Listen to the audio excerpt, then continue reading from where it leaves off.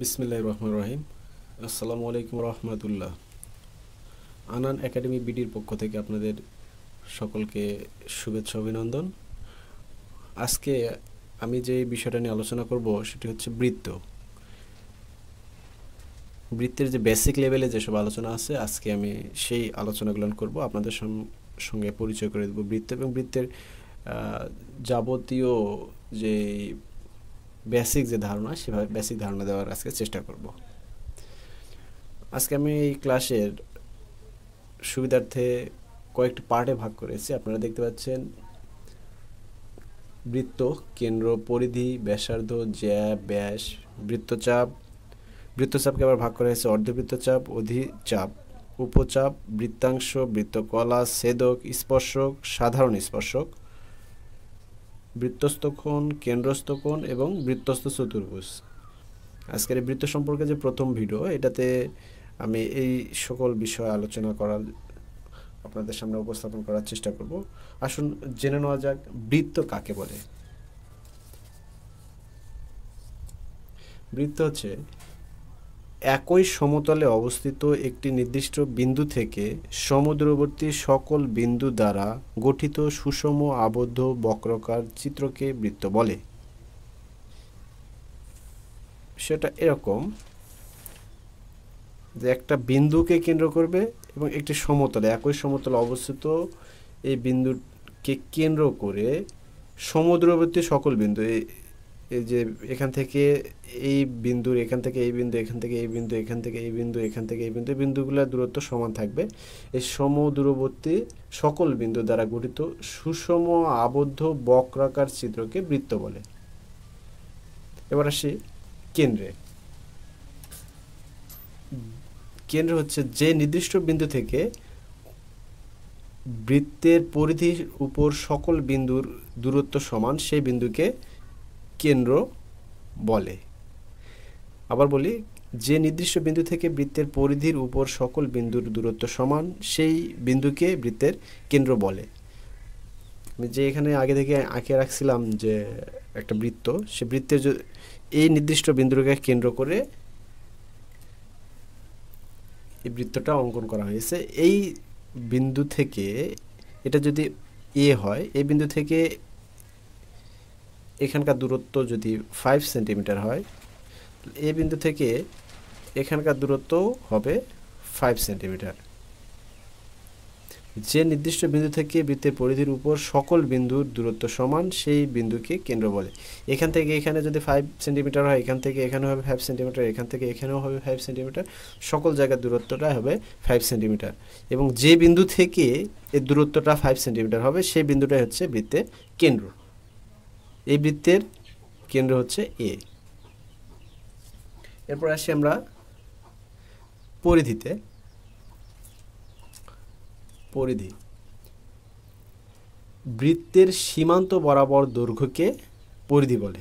সীমান্ত বলতে বুঝি আমরা একদম শেষ সীমানাটা, যেটা বৃত্তের সীমান্ত বরাবর যে রেখাটা, বক্ররেখাটা, এটা হচ্ছে বৃত্তের পরিধি। এখান থেকে শুরু করে এ পর্যন্ত ঘুরে আসতে যে রাস্তাটা, যে দূরত্বটা, এটাকে আমরা পরিধি বলা হয়। এরপরে আসি আমরা ব্যাসার্ধে। বৃত্তের কেন্দ্র থেকে পরিধির উপর যে কোনো বিন্দুর দূরত্বকে ব্যাসার্ধ বলে। বৃত্তের কেন্দ্র থেকে পরিধির উপর যে কোনো বিন্দুর দূরত্বকে ব্যাসার্ধ বলে। কোথা থেকে? বৃত্তের কেন্দ্র থেকে পরিধির উপর, এই পুরা সার্কেলটার উপর যে কোনো জায়গায় যে দূরত্ব, সেটা হচ্ছে বৃত্তের ব্যাসার্ধ। এটা যদি এ হয়, এটা যদি বি হয়, এই দুইটা যে দূরত্ব যদি 5 সেন্টিমিটার হয়, তাহলে এ বি ইকুয়াল 5 সেন্টিমিটার, এই বৃত্তের ব্যাসার্ধ। আবার এটা যদি সি হয়, তাহলে এসি ইকুয়াল 5 সেন্টিমিটার হবে এবং এসি হচ্ছে এই বৃত্তের ব্যাসার্ধ। ব্যাসার্ধকে আর দ্বারা প্রকাশ করা হয়। ব্যাসার্ধকে প্রকাশ করা হয় স্মল আর দ্বারা। এরপর আসবো আমরা জ্যাতে। বৃত্তের পরিধির উপর যেই কোনো বিন্দু, যে কোনো দুটি বিন্দুর সংযোগ রেখাংশকে জ্যা বলে। বৃত্তের পরিধির উপর যে কোনো দুটি বিন্দুর সংযোগ রেখাংশকে জ্যা বলে। বৃত্তের এই পরিধি, এই বৃত্তের যে পরিধিটা আছে, পরিধিটার মধ্যে যে কোনো দুটি বিন্দুর সংযোগ রেখাংশ হতে পারে এ সি, হতে পারে এই বিন্দু এবং এই বিন্দু। যদি এই বিন্দু আর এই বিন্দু যদি, এটা তো পরিধি, পরিধির উপর দুটি বিন্দু যদি সংযোগ করে দেয়, তাহলে এটা যদি ই হয়, এটা যদি এফ হয়, তাহলে হচ্ছে ই এফ একটি হচ্ছে জ্যা। আমরা আরও বুঝতে পারবো এরকম একটা চিত্রের সাহায্যে। আপনারা দেখতে পাচ্ছেন স্ক্রিনে, এটা যদি ই হয়, এটা যদি এফ হয়, এটা বৃত্তের যদি কেন্দ্র হয়, এই বৃত্তের পরিধির মধ্যে এই দুইটা বিন্দুর সংযোগ যে সরল রেখা, এটাই হচ্ছে জ্যা। জ্যার পর আসছে আমরা ব্যাসে, বৃত্তের ব্যাসে আসবো। আমরা এর আগে জানছি ব্যাসার্ধ। আসলে ব্যাসের অর্ধেককেই ব্যাসার্ধ বলা হয়। বৃত্তের কেন্দ্রগামী জ্যাকে ব্যাস বলে, বৃত্তের কেন্দ্রগামী জ্যাকে ব্যাস বলে। আচ্ছা, এই জ্যাটা, যে জ্যা কাকে বলে? যে কোনো দুইটি বিন্দুর সংযোগ রেখাংশ হচ্ছে জ্যা, সেটা পরিধস্থ বিন্দু হতে হবে। যদি একটা বিন্দু এখানে হইতো, এটা যদি জি বিন্দু হইতো, একটা বিন্দু যদি এখানে হইতো, এই দুটা যদি যোগ করে দেয়, তাহলে ই জি একটি হলো জ্যা। আপনারা লক্ষ্য করে দেখেন, ই জি একটি জ্যা, কারণ ই এবং জি দুইটি পরিধস্থ বিন্দু। এই ই জি আবার কেন্দ্রগামী, ইজি কেন্দ্রকে অতিক্রম করে গেছে, তাহলে এটা কেন্দ্রগামী জ্যা। আর কেন্দ্রগামী জ্যাকে আমরা কি বলবো? বৃত্তের ব্যাস বলবো। বৃত্তের কেন্দ্রগামী জ্যাকে আমরা বলবো বৃত্তের ব্যাস।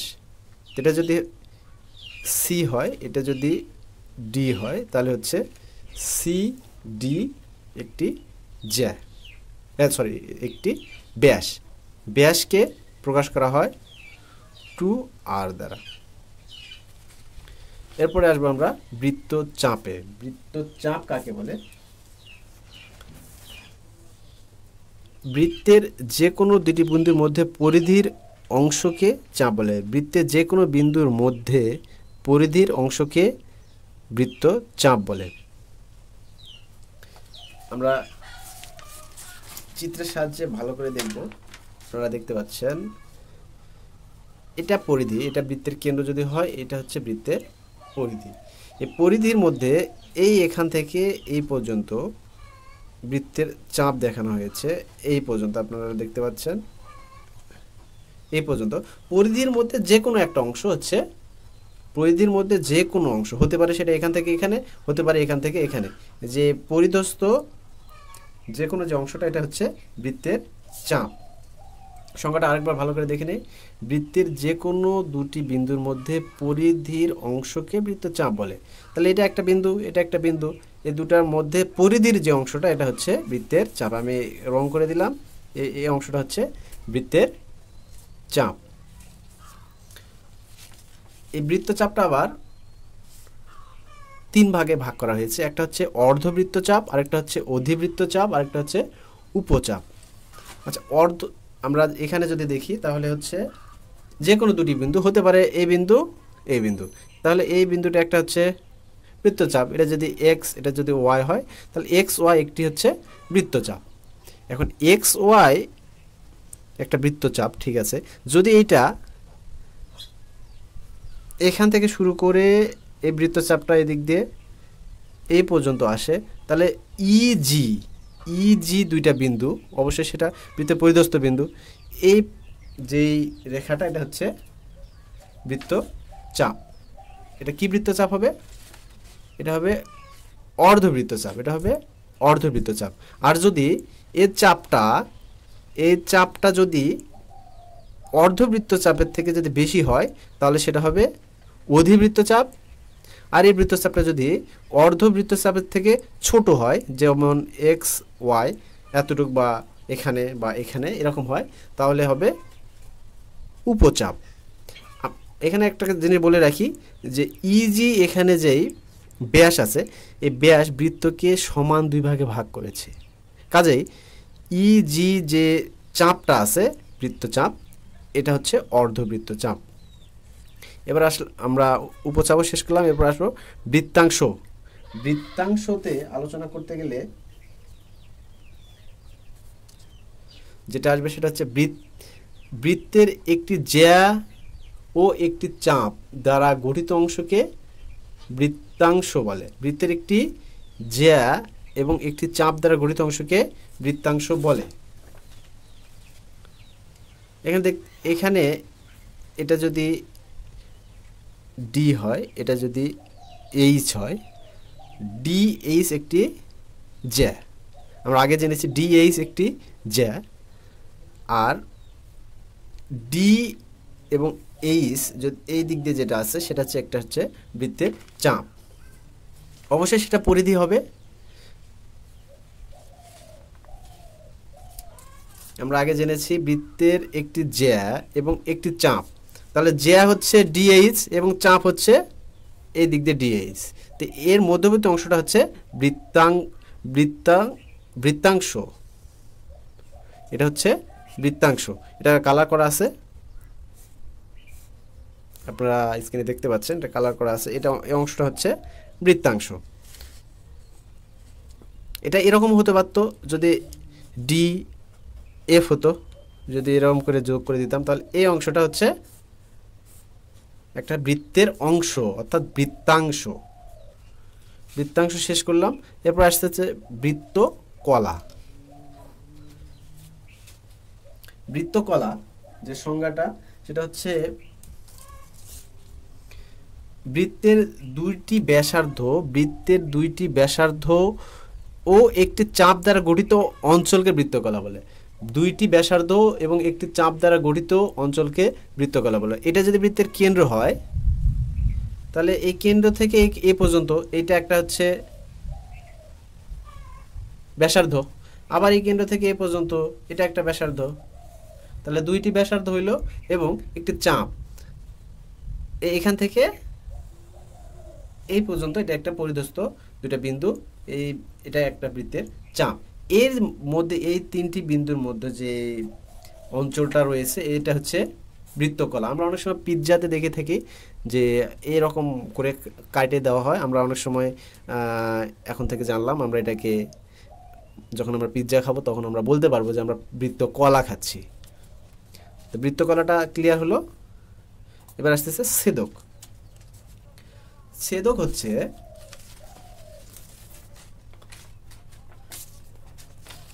ছেদক বুঝতে গেলে আমাদের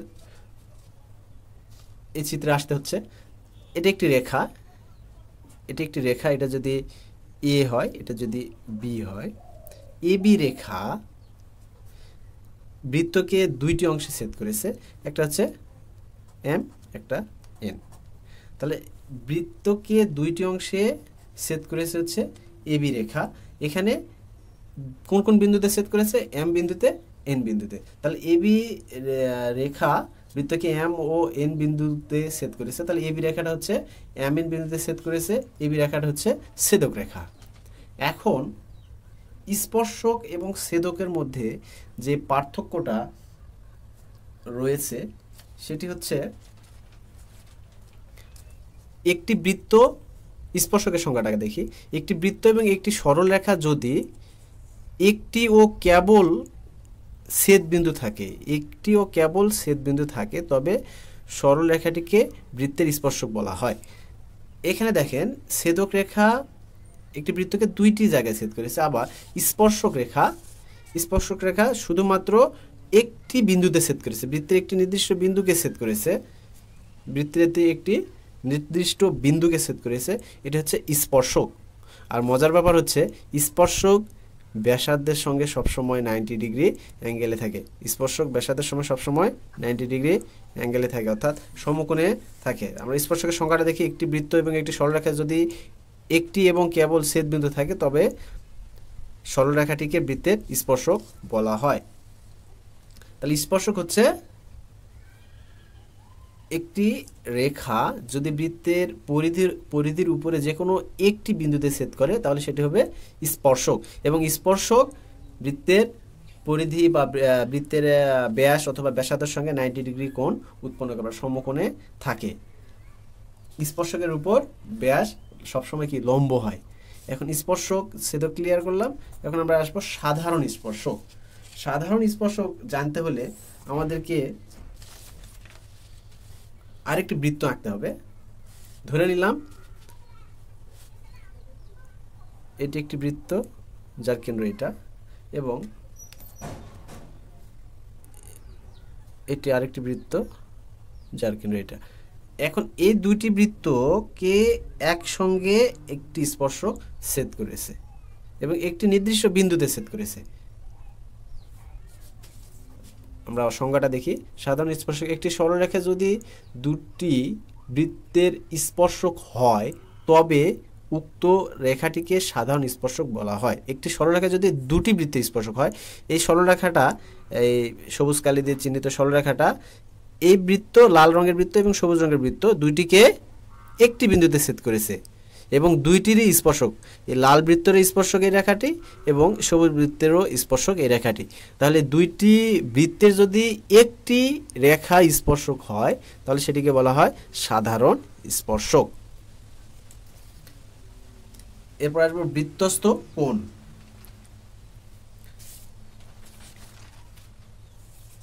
বৃত্তস্থ কোণে আসলাম। বৃত্তের দুটি জ্যা পরস্পর কে বৃত্তের উপর কোন বিন্দুতে ছেদ করলে এদের মধ্যবর্তী কোণকে বৃত্তস্থ কোণ বা বৃত্তে অন্তর্লিখিত কোণ বলে। সোজা কথায়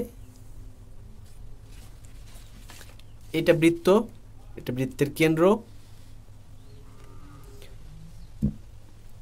বৃত্তের দুটি চাপ, যদি এটা একটা চাপ হয়, এটা একটা বৃত্ত চাপ হয়, বৃত্তে যদি কেন্দ্রে যে কোণটা উৎপন্ন করবে, বৃত্তের কেন্দ্রের সাথে বৃত্তের যে কোনো জ্যা বা যে কোনো বিন্দু থেকে যদি যে কোণটা উৎপন্ন হয় সেটা সবসময় হয় কেন্দ্রস্থ কোণ।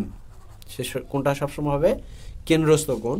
আবার কেন্দ্র বাদে, কেন্দ্র ভিন্ন যদি অন্য কোনো বিন্দুতে যদি ছেদ করে পরিধির, যদি এরকম হয় তাহলে এটা হবে, যদি ও বিন্দু, এটা যদি ও বিন্দুতে ছেদ করে, তা এটা যদি এস, এটা যদি টি হয় তাহলে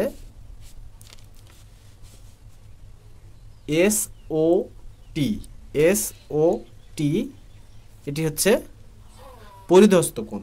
এবং যদি এস পি টি, এটি যদি কেন্দ্রে যেহেতু কোণ উৎপন্ন করছে, এটি হচ্ছে হবে কেন্দ্রস্থ কোণ। আর মজার ব্যাপার হচ্ছে কেন্দ্রস্থ কোণ বৃত্তস্থ কোণের সবসময় দ্বিগুণ হয়, অথবা এটা এভাবে বলা যেতে পারে কেন্দ্রস্থ কোণ বৃত্তস্থ কোণের দ্বিগুণ, অথবা বৃত্তস্থ কোণ কেন্দ্রস্থ কোণের অর্ধেক হয়। আর আরেকটি বিষয় বাকি থাকলো, সেটি হচ্ছে বৃত্তস্থ চতুর্ভুজ। আমরা জানি চতুর্ভুজ বিভিন্ন রকমের হয়ে থাকে। যদি কোনো চতুর্ভুজ বৃত্তের মধ্যে অবস্থিত, ধরে নিলাম এটি একটি রেখা, আবার এটি একটি রেখা। চতুর্ভুজ হতে গেলে কয়টা রেখা লাগবে? 4টা রেখা লাগবে। এটি একটি, আবার এখানে একটি হলো, এবং এখানে একটি রেখা। অর্থাৎ বৃত্তের মধ্যে অবস্থিত হতে হবে চতুর্ভুজটি, সেটা হবে বৃত্তস্থ, মানে বৃত্তের ভিতরের চতুর্ভুজকে বলা হয় বৃত্তস্থ চতুর্ভুজ।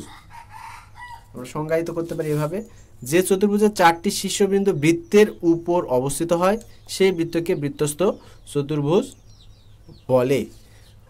আমরা অনেক সময় চতুর্ভুজ, ত্রিভুজ, কোণ এগুলোর শ্রেণী বিন্যাস করে থাকি। যেমন কোণকে বলা হয় সূক্ষ্মকোণ, স্থূলকোণ, এরকম পূরক কোণ। চতুর্ভুজের ক্ষেত্রে এরকম আছে রম্বস, বর্গ, আয়ত, এসব বিভিন্ন ক্ষেত্র আছে। কিন্তু বৃত্তের ক্ষেত্রে ক্লাসিফিকেশন হয় না, তো বৃত্তের বিভিন্ন অংশ থাকে, যেমন কেন্দ্র, পরিধি, ব্যাস, জ্যা, বৃত্তচাপ, এক্সেট্রা এক্সেট্রা এক্সেট্রা, এরকম আরও অনেক কিছু। তো বন্ধুরা, দীর্ঘায়িত না করে বৃত্তের যে আলোচনা ছিল সেটি আজকে এখানেই সমাপ্ত করতেছি। পরবর্তী ভিডিওতে আবার দেখা হবে। ধন্যবাদ সবাইকে। সঙ্গে থাকুন আনান একাডেমি বিডির সঙ্গে, সাবস্ক্রাইব করে পাশে থাকুন। আসসালামু আলাইকুম ওয়া রাহমাতুল্লাহ।